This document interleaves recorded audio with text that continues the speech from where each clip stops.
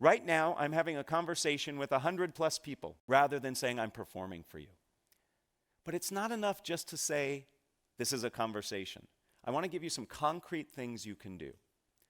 First, start with questions.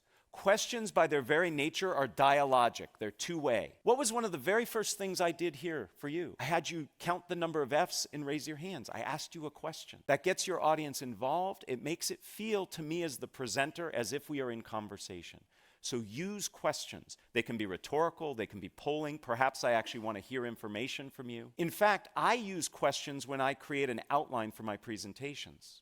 Rather than writing bullet points, I list questions that I'm going to answer. And that puts me in that conversational mode.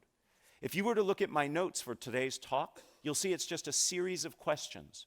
Right now I'm answering the question, how do we manage our anxiety? Beyond questions, another very useful technique for making us conversational is to use conversational language. Many nervous speakers distance themselves physically. If you've ever seen a nervous speaker present, he or she will say something like this: "Welcome, I am really excited to be here with you." They pull as far away from you as possible because you threaten us, speakers. You make us nervous, so we want to get away from you.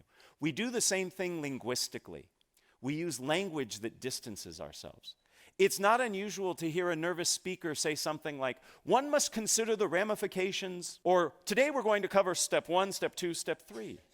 That's very distancing language. To be more conversational, use conversational language. Instead of "one must consider," say, "This is important to you. We all need to be concerned with."